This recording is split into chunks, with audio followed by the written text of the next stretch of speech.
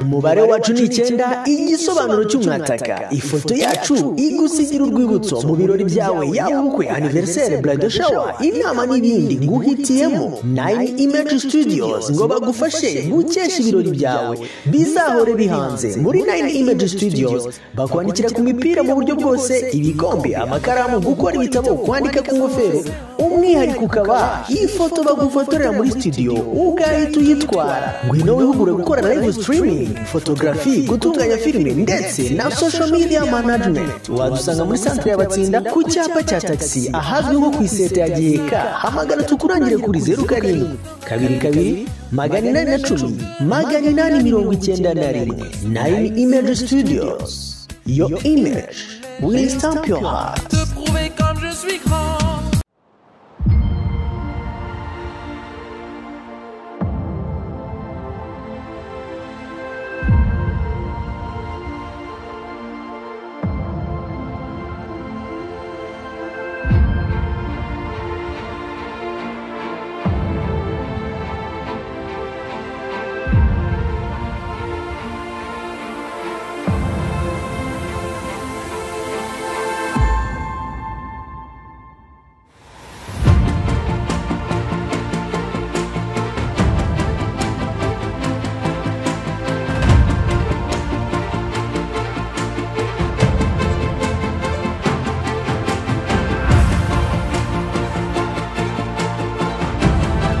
Nguha ikaze mu kiganiro zahabu ya twese kuri BTN TV ngewe ndi Imana Irankunda Jean Paul. Reka nkwifurize gukomeza kubana natwe. Murabizi neza ko tugenda tubagezaho byinshi bigiye bitandukanye. Ariko banzu nyarukire kuri Farmers TV2 murabizi ko niryo shuri ry'umuhinzi n'umworozi. Ese wowe bimeze bite aho utuye aho ngaho?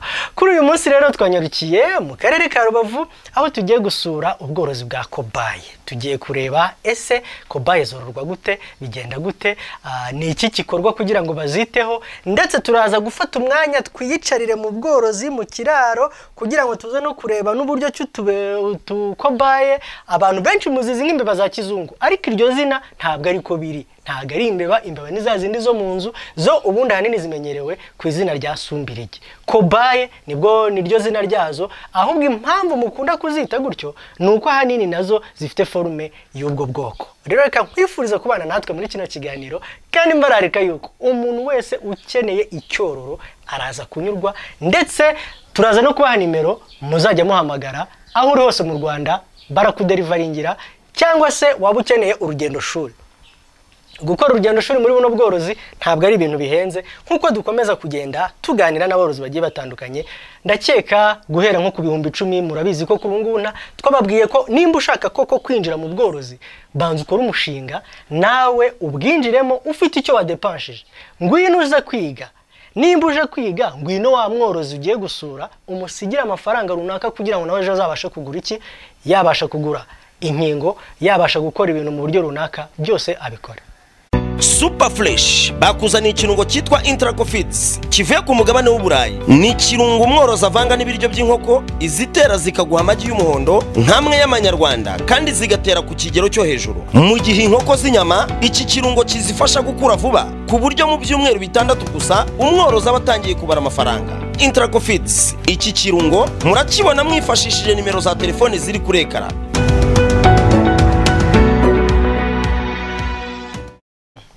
Yes, rero nyuma yuko tumaze gutumikira abadutumye murabizi neza ko tuba turi mu kiganiro zahabu ya twese bakurikira kuri Farmers TV2. Reka mbifurize kongera kunogerwa ubworozi bw'uyu munsi n'ubworozi bwa kobaye. James ngo ikaze mu kiganiro. Natwe karibi wacu. Nishimiye kugera i Rubavu. Rubavu ni sawa. Abantu barimo kureba turiya tuntu turi inyuma yacu. Ubworozi budasanzwe. So batangira bibwira abadukurikiye rero, hanyuma tukiganira kuri buno bworozi bwa kobaye. Nitwa Cyubahiro James, umworozi wa kobaye, nkaba n'umuyobozi wa Association Rwanda Kavi Farmers Association. Yego. So James, ubu bworozi bwaje gute?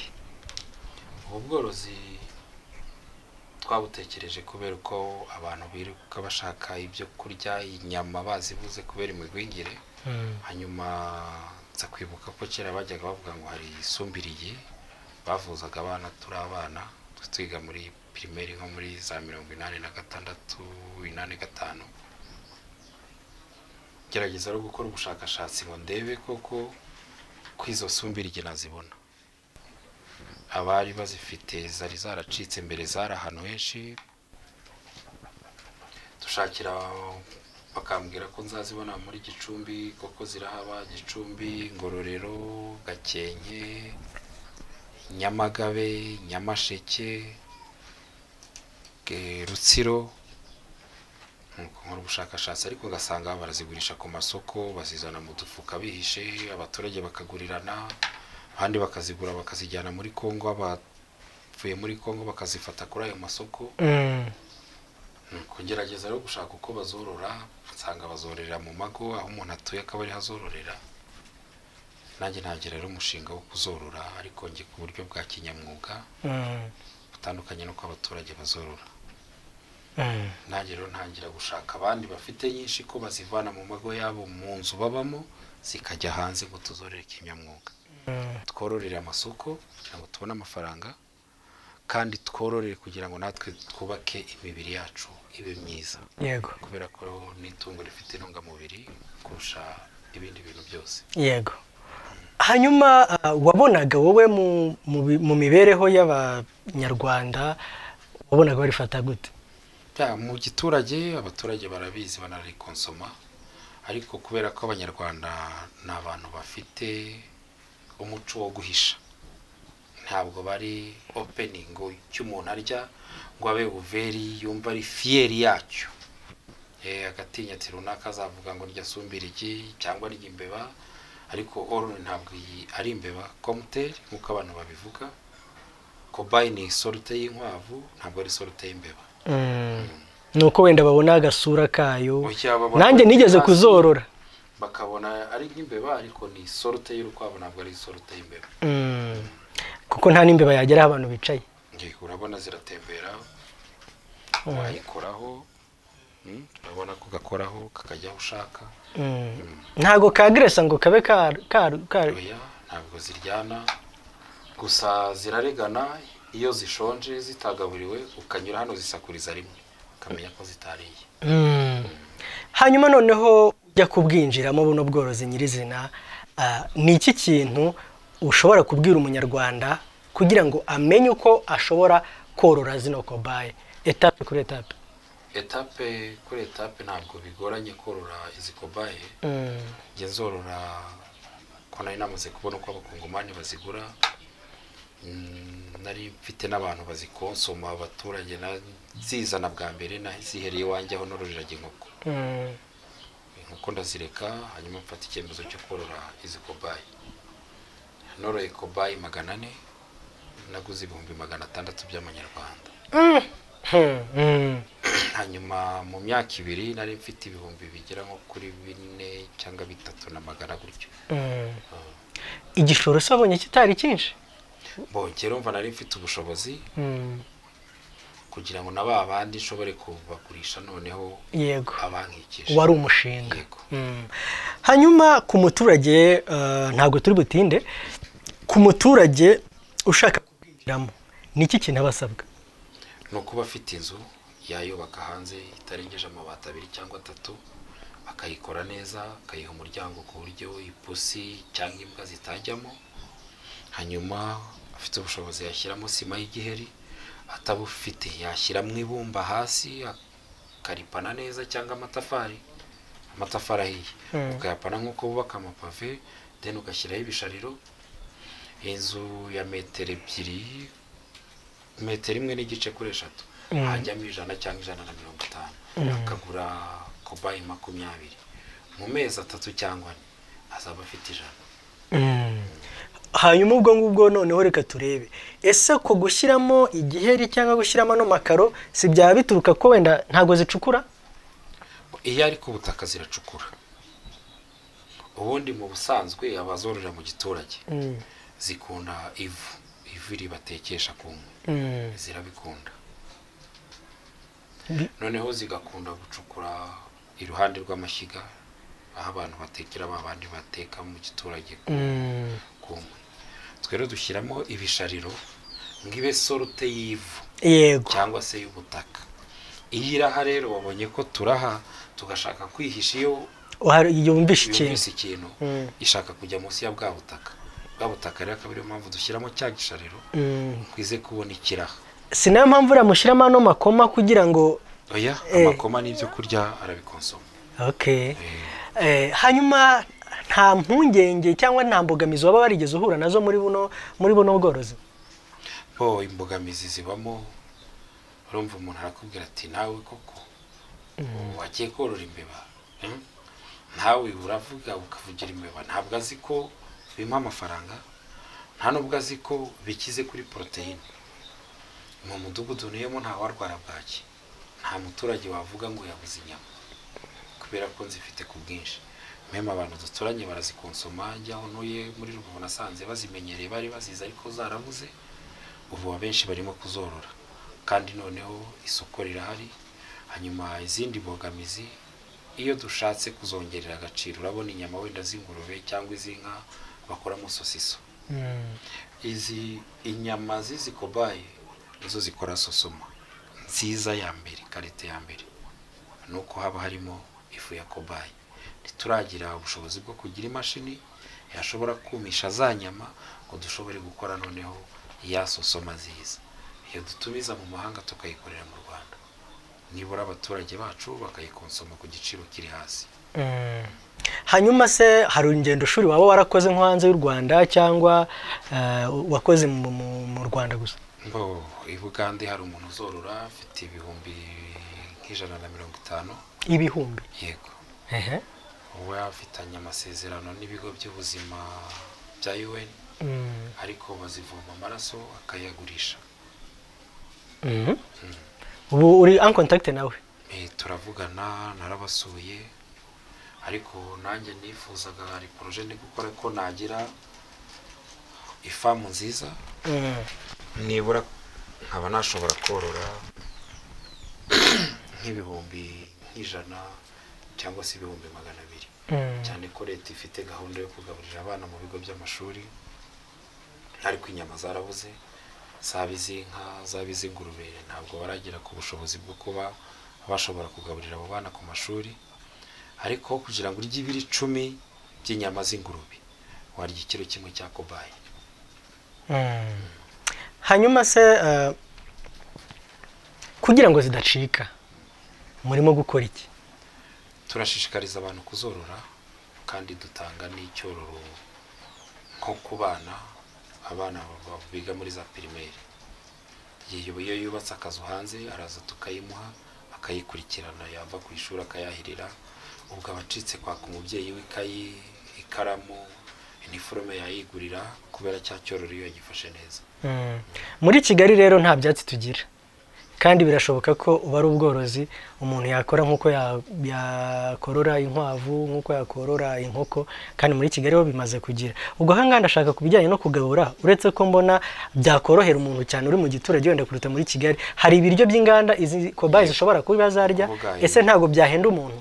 Nukuvuga nko muri Tunga Feed, ndahabona yego twaravuganye nabo ibiryo bagaburira ingurube cyangwa inkwavu, izi kobaye zirabirya, zirya sondori, zirya ibyo kurya byo bagaburira inkoko. Ni kuvuga ibintu byose bibaho uretse inyama, ibindi byose zirabirya. Zirya ibijumba, zirya ibirayi byaba bitetse byaba ari bibisi, zirya amateke, zirya ibyatsi, zirya ibigori bibisi, zirya ibitetse, zirya n'ibyuma. Ibinyampeke byose birazirya. Rero muri Kigali rero yagura sondori, ariko biba byiza yayitogosheje akayikora, kongeramo agafu akayikora nkaho asonga ubugari, hanyuma noneho byamara guhora akashyiramo akavungagura, zirabirya rwose. Nicyo usaba leta, nicyo usaba abaturage dusoza? Icyo dusaba abaturage nuko gushishikarira korora kobaye ni itungo ryiza kandi ni itungo ritagayitse. Kuryorora rimuha amafaranga, iyo abikoze kinyamwuga ashaka kororera isoko, iyo ashaka kororera izarya ubuzima bwe buba bwiza kuko rifite poroteyine kurusha ibindi bintu, ntiyarwaza bwaki, ntiyarwagira n'imigwingire iwe mu rugo. Hanyuma icyo twifuza kuri leta ni ukudufasha natwe nk'uko bafasha abandi bantu bakabona amafamu, kudufasha tukaba twasura ibindi bihugu biri avanse za Cuba, Guinea, Ghana, barazorora nyinshi cyane, tukaba twabona nibura icyororo kigezweho ku buryo imwe ishobora kurenza ibyo biro 2 cyangwa se ibiro 3, kuko zirahari muri Cuba ziriyo zipima ibiro 2 n'igice, ibiro 3. Ariko hano twewe kugira ngo igere ku ibyo biro 3 ni karari. Nko muri izi urabona harimo zipima ikiro n'igice, ariko kugeza ku biro 2 biba bigoye. Reka rero James ngushimire kubw'ikiganiro cyiza tugiranye. Murakoze. Mwumvishe rero James uko adusobanuriye ku bworozi bujyanye na sumbirigi cyangwa se kobaye by'umwihariko. Mwumvishe uburyo ki nawe yafashe ya mbere mu kuvuga ngo agende yiteza imbere, ndetse arwane n'uburyo ki ashobora no kugenda azamura bamwe mu baturage borora izi kobaye cyangwa se imbeba za kizungu, nubwo iri zina ridakunda gukoreshwa bitewe nuko biba ari nko gupfobya itungo ry'umworozi muri rusange. Rero mutagira ngo izi kobaye ntabwo zivurwa. Tugiye kuganira na veterineri atubwira uko yita kuri izi kobaye, ndetse turaza no kuganira n'umuturage nawe twumve ese bo ubwabo aya matungo bayafataga gute muri rusange. Yego, mwatangira mutwibwira? Nitwa Nsenyumva Fabien, nkaba ndi umuganga w'amatungo, by'umwihariko nkaba ndi muganga w'amatungo muri koperative yorora amatungo magufi ariyo sumbirigi. Nagira ngo tubwire sumbirigi zitabwaho gute? Sumbirigi ni amatungo nk'ayandi yose, nuko abenshi bakunze kubizita ngo ni imbeba, ariko ni amatungo nk'ayandi yose. Zitabwaho neza cyane nk'andi matungo yose uko tuyavura.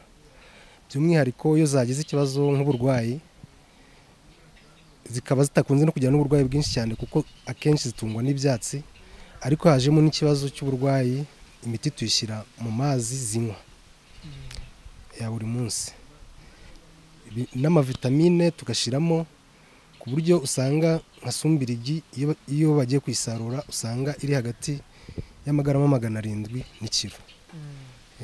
Hanyuma ubona ari gute umuturage ashobora kuyitunga wenda cyangwa se kuyorora atagombeye kwitabaza abaveterineri? Birashoboka? Birashoboka cyane umuturage kuyorora, kuko n'ubundi zikunda ibyatsi cyane. Ibyatsi muri rusange biba byifitemo ubwabyo imiti. Akenshi rero umuturage udafite nyinshi, kuko n'ubundi zangana n'akavuyo ka nyinshi, kuzorora ari nyinshi, kuko mu byigano ushobora kuzica. Rero umuturage worora nkeya nazo nta kibazo, arazorora neza zikororoka. Ni iki kintu wabwira umuturage ushaka korora sumbirigi agomba kwirinda cyangwa se agomba kwitaho? Umuturage ushaka korora sumbirigi, ikintu cya mbere sumbirigi zikunda zanga, ni ukuvuga ngo zanga ahantu hatose. Urabona ko ziba zirya ziganga, ubwo bukonje bushobora gutera uburwayi. Hari uburwayi zikunze kurwara nk'inyo. Ubwo rero icya mbere ni ukwirinda umwanda, kuzikukurira neza, ndetse mbese ni kuvuga ahantu hose hatose ntabwo zihakunda cyane. Iyo zarwaye iyo ndwara y'inyo ni iki kibigaragaza? Iyo uyifashe ukayireba munsi ku nda yayo usanga hariho izo nyo, urazibona ziri ku nda gutya. Noneho zamanuka kunuza ku bujanja bwazo, nabwo ukabona bwabyimbye, noneho nibwo tubona ko hari icyo kibazo gihari. Ubwo rero duhita tubyitaho tukazivura. Hanyuma nk'umuturage utabasha kuzivura kandi biri ngombwa ko abasha kubyitaho, imiti iraboneka ahantu hose? Imiti iraboneka. Sumbirigi zivurwa n'imiti isanzwe y'amatungo yose ku mafarumasi, imiti bihari. Ahubwo nuko abenshi batarafata imyumvire ngo bumve ko sumbirigi ari itungo rigomba kwitabwaho nk'andi matungo, ariko ni itungo ryitabwaho nk'andi matungo, by'umwihariko ko yikwijemo intungamubiri zose umuntu akenera. Ni icyo usaba aborozi bashaka kuzinjiramo bwa nyuma? Icya mbere nabasaba kutugana, tukababwira ku bworozi bwa Sumbirigi. Icya kabiri nababwira Sumbirigi ni nziza, ni amatungo nk'andi yose, kandi n'uwaba afite n'ikibazo akaba yatugana nk'abaganga b'amatungo tukamufasha kugira ngo aziteho neza. Na Sumbirigi ni amatungo ubona atari menshi mu Rwanda, yewe bishobora no gutuma yacika. Ni iki kirimo gukorwa kugira ngo zitacika? Twe nka koperative turi gushaka ukuntu twakoroza n'abatazifite mu buryo bwo gusigasira Sumbirigi kugira ngo zitazacika kandi zidufitiye akamaro cyane nk'abo mu mirire mibi. Ubwo rero turi kureba ukuntu tujya tworoza abaturage bake no kubakurikirana kugira ngo batazazifata nabi ku buryo zacika. Hanyuma hari ikintu bita amacugane muri Sumbirigi, byo ntago bijya bibamo kuko tuba tuzikurikirana umunsi ku munsi, tureba ukuntu tuzitandukanya, zifitanye amasano tukazitandukanya mu buryo bwo kwirinda ayo macugane. Reka nshimire rero veterineri umaze kutubwira byinshi ku buryo ibyo barimo gukora kugira ngo izi kobaye zidacika, yewe n'ibyo bakora kugira ngo zirusheho kuba zagira ubuzima bwiza. Reka twegere noneho umuturage atubwire ese bo iyo babona umuntu worora kobaye cyangwa se imbeba za kizungu muri rusange, mbere bamufataga gute, kuri ubu bo babyumva gute, yewe banatubwira ko nabo ubwabo bakabaye bafata iya mbere mu korora izi kobaye by'umwihariko. Reka rero duhe umwanya uyu muturage n'abatubwire byinshi ku buryo yumva kobaye mu buzima bwe bwa buri munsi.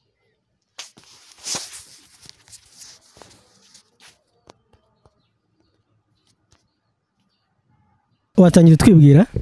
Amazina yanjye banyita Umugisha Janvier. Janvier, wowe ni iki wari uzi kuri Sumbirigi? Uzize ute? Sumbirigi kera urebye kera mbese ngo mu ngo z'abakene nimo wasangaga ziri, ariko ubu ngubu aho iterambere ryaziye bono Sumbirigi ubu ni imari, kuko nka gutya ushobora kuba wazorora wazijyana muri Kongo ukazana amafaranga agaragara. Ubu ngubu muri Kongo ni imari. Hanyuma mwe mwazifataga gute? Mbere nyine twabonaga ari ibintu biraho ngaho, ari amatungo ugomba korora kugira ngo ubone ifumbire urebye, cyangwa se nk'abana baba bararwaye bwaki, hari indwara bitaga bwaki, akaba arizo baba bagira.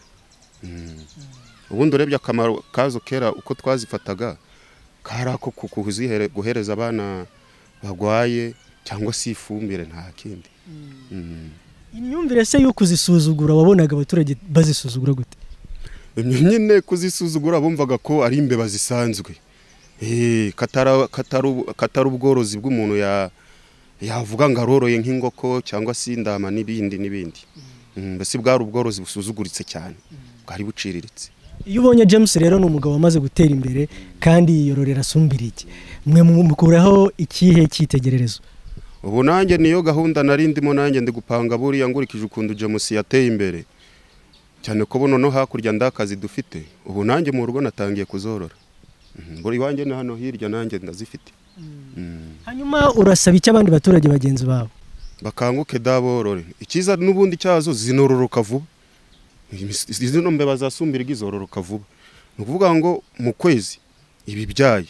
Urumva rero ufite nk'icumi mu kwezi, uko biri kose ntago umwana yaburikaye. Niyo mugiye ku isoko mubona bazijyana cyane? Ngagucya twabaga turi mu mupaka ugasanga nizo zuzuyemo n'inkwavu zambutse Igoma.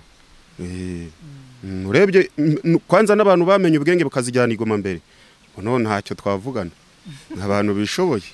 Twe twajyaga tubasuzugura tukajya kwicururiza inyama z'inka gutyo, ariko ubu ngubu abagiye mbere nyine babonye amafaranga. Ubu nanjye nafashe umwanzuro mu minsi ishize, buri wanjye zirahari. Ni iki noneho wasaba leta mu rwego rwo kugira ngo zino Sumbirigi zidacika cyangwa se kobaye? Ubundi urebye neza zisa n'izacitse, urabona nko muri kino gice cy'iwacu ntago wapfa kuzibona. Ubwo rero ngicyo nakwisabira leta yadufasha, urabona turabashomere nta kintu dufite buno tukorora nyinshi. Reka ngushimire. Murakoze. umubare wacu ni 9 igisobanuro cy'umwataka ifoto yacu igusigira urwibutso mu birori byawe yaba ubukwe anniversaire bridal shower inama n'ibindi nguhitiyemo 9 Image Studios ngo bagufashe gukesha ibirori byawe bizahore bihanze muri 9 Image Studios bakwandikira ku mipira mu buryo bwose ibikombe amakaramu gukora ibitabo kwandika ku ngofero umwihariko ukaba ifoto bagufotorera muri studio ugahita uyitwara ngwino wihugure gukora live streaming photography gutunganya filime ndetse na social media management wadusanga muri centre y'abatsinda ku cyapa cya taxi ahazwi nko ku iseta ya Giheka hamagara tukurangire kuri 07 22 810 891 9 Image Studios. Your image will stamp your heart. Te prouver comme je suis grand.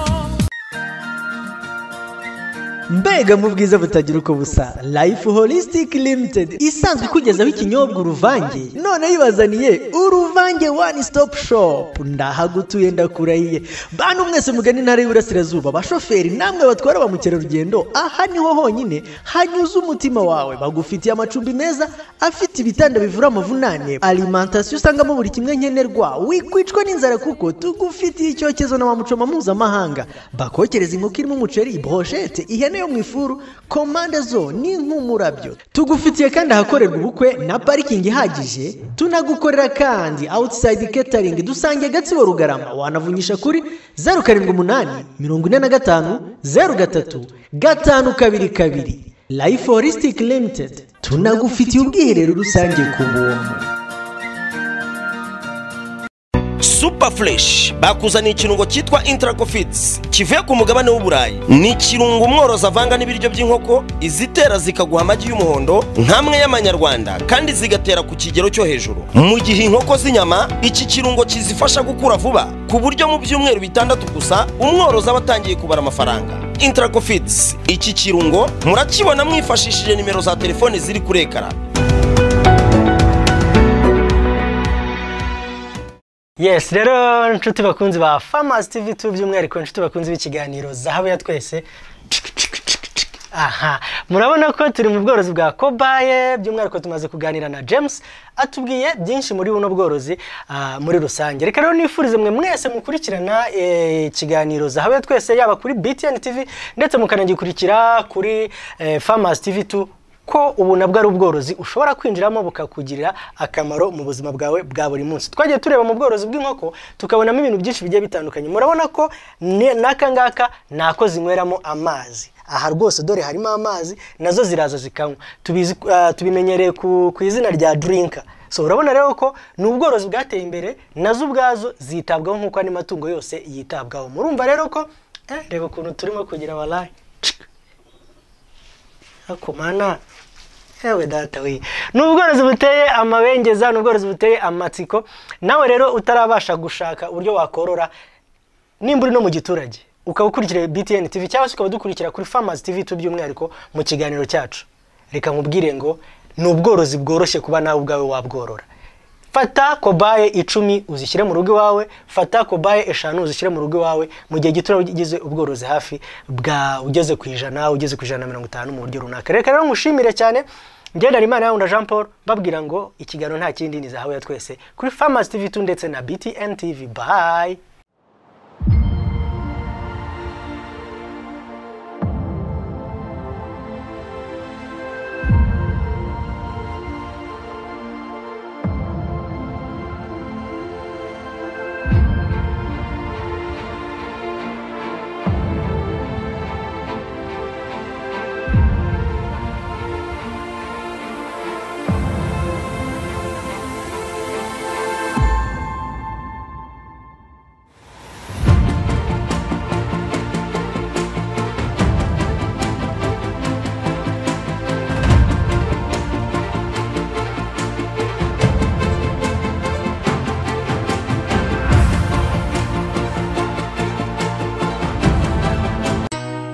umubare wacu ni 9 igisobanuro cy'umwataka ifoto yacu igusigira urwibutso mu birori byawe yaba ubukwe anniversaire bridal shower inama n'ibindi nguhitiyemo 9 Image Studios ngo bagufashe gukesha ibirori byawe bizahore bihanze muri 9 Image Studios bakwandikira ku mipira mu buryo bwose ibikombe amakaramu gukora ibitabo kwandika ku ngofero umwihariko ukaba ifoto bagufotorera muri studio ugahita uyitwara ngwino wihugure gukora live streaming photography gutunganya filime ndetse na social media management wadusanga muri centre y'abatsinda ku cyapa cya taxi ahazwi nko ku iseta ya Giheka hamagara tukurangire kuri 07 22 810 891 9 Image Studios. Your image will stamp your heart. Te prouver comme je suis grand.